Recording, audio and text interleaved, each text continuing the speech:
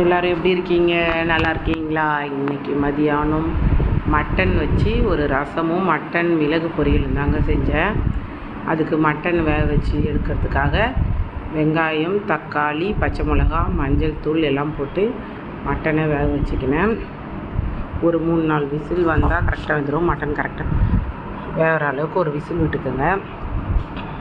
கல் உப்பு போட்டு அதுக்கு தகுந்த மாதிரி தண்ணி ஊற்றி வேக வச்சுக்கிட்டேன். அதுக்கப்புறமா புளி ஊற வச்சேன். அந்த பைப்பு டபக்குன்னு திரும்பினே இருக்குங்க, ஒன்றுமே சமாளிக்க முடியல. அப்புறமா மூடினேன். அப்புறம் ரசத்துக்கு புளி ஊற்றணும், கொஞ்சமாக ஊற்றணும். இஞ்சி, பட்டை, பூண்டு இதெல்லாம் நசுக்கிக்கணும் அம்மியில். அப்புறம் கறி வேக வச்சு தண்ணி எடுத்து வச்சுக்கினேன். அப்புறம் புதினா, கொத்தமல்லி, புளியை கரைச்சி வச்சுட்டேன். தேங்காய் பால் ஒரு 1/4 கிளாஸ் எடுத்து வச்சுருக்கேன். மெயினாக கொத்தமல்லி இலைலாம் நிறைய போட்டால் நல்லாயிருக்குங்க ரசத்துக்கு. அதுக்கப்புறம் மிளகு ஜீரகத்தூள் போட்டுக்கணும். போட்டுலாம் அரைக்கக்கூடாது. போட்டு அரைச்சா அது நார்மல் ரசம் மாதிரியே வாசனை வந்துடும். அதனால் நம்ம பவுட்ராக போட்டால் நல்லாயிருக்கும். அதுக்கு தான் அரைச்சி வச்சுருக்கேன். ஜீரகம், மிளகு பொடி அதான் போட்டேன். எண்ணெய் ஊற்றி இஞ்சி பூண்டு நசுக்கி வச்சுருக்கோம்ல, பட்டை எல்லாத்தையும் போட்டு அதுக்கப்புறமா கருவேப்பிலை, கொத்தமல்லி எல்லாத்தையும் போட்டு வதக்கிட்டு புளி தண்ணியை ஊற்றி புளி தண்ணி நல்லா கொதிக்கணும். மட்டன் வேக வைக்கும் போது நான் நிறைய மஞ்சத்தூள் போட்டிருந்தேன். அந்த தண்ணியே மஞ்சளாக இருக்குது. அதனால் நான் மஞ்சத்தூள் போடல. கலர் வேணுன்றவங்க வேணால் போட்டுக்கலாம். புளி தண்ணி நல்லா கொதித்ததுக்கு அப்புறம்தான் கறி தண்ணியை ஊற்றணும். அதுக்கப்புறமா கறி தண்ணியை ஊற்றிட்டு அது ஒரு கொதி வரும்போது கறி தண்ணி ஊற்றின உடனே மிளகு ஜீரகத்தூளை போட்டுடணும். போட்டாக்கா கொஞ்சம் கரெக்டாக டேஸ்ட்டு கரெக்டாக வந்துடும். அதில் புளி தண்ணியிலே போட்டால் ஒரு மாதிரியாக இருக்கும். இந்த மாதிரி போட்டுக்கணும். உங்களுக்குலாம் ரசம்லாம் பிடிக்குமா? எனக்குலாம் ரசம் எல்லா விதமான ரசமும் பிடிக்குங்க. பருப்பு ரசம், கொள்ளு ரசம், கறி ரசம் அப்படின்னு சொல்லிட்டு நான் அடிக்கடி ரசம் வைப்பேன். கறி வேக வச்சு வச்சுருக்கேன் மிளகு போட்டு பொரிக்கிறதுக்காக. மட்டன் பாருங்கள் நல்லா வெந்திருக்கு சூப்பராக.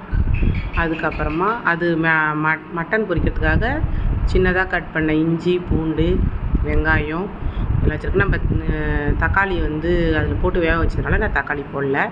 இதில் இப்போ கொதித்து முடிஞ்சிச்சு. தேங்காய் பாலை ஊற்றி ஒரு கிண்டி ரொம்ப நேரம்லாம் வைக்க வேண்டாங்க, உடனே எடுத்துடலாம். சூப்பராக டேஸ்ட்டான கறி ரசம் ரெடி. நீங்களும் கண்டிப்பாக இதே மாதிரி செஞ்சு பாருங்கள், சூப்பராக இருக்கும். நான் இந்த மாதிரி தான் எப்பயுமே மட்டன் செஞ்சேன்னா அது கூட மட்டன் ரசம் வச்சுருவேன். டேஸ்ட்டு ரெண்டுத்துக்கும் சூப்பராக இருக்கும். இன்றைக்கும் சூப்பராக இருந்துச்சு. பிரியாணி, தால்ச்சோறுலாம் செய்யலை. இன்றைக்கி ஃப்ரைடே, சரி இப்படி செய்யலாமேன்னு சொல்லிவிட்டு இந்த மாதிரி செஞ்சுட்டேன். ரசம் வச்சு மிளகு கறி பொரிச்சிட்டேன். கறியும் நாங்கள் மொறுன்னு பொரிச்சா தான் எங்கள் வீட்டில் எல்லாருக்குமே பிடிக்கும். அதனால் மட்டன் எப்பயுமே கொஞ்சம் நான் மொறு தான் பொரிப்பேன். கிரேவி கொஞ்சம் வைக்கிறது கஷ்டம்தான். அதுவும் இல்லாமல் நான் கொஞ்சம் கம்மியாக தான் ஜாமான்லாம் போட்டு செய்வேன்.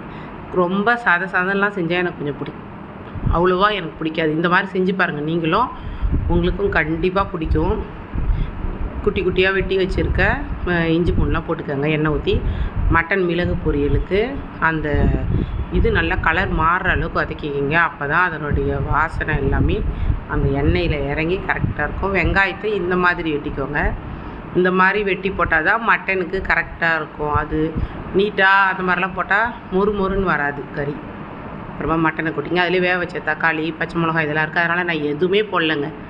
வெறும் நசுக்கி வச்ச அறுத்து வச்ச இஞ்சி பூண்டு, வெங்காயம் வேக வைக்கும்போது இருந்த தக்காளி, பச்சை மிளகாய் தான். அது ஒரு 4 கிண்டிட்டா ஏற்கனவே நல்லாவே வெந்துருச்சு.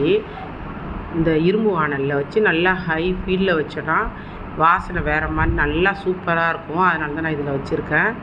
வச்சு நல்லா ஸ்பீடாக வச்சுட்டேன். கரெக்டாக நல்லா இதை பவுட்ரு போட்டு மொறுன்னு கரெக்டாக வந்துருச்சு.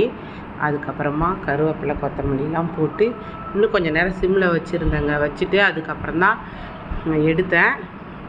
உங்களுக்கும் பிடிச்சிருந்தா லைக் பண்ணுங்கள். டாட்டா பாய்.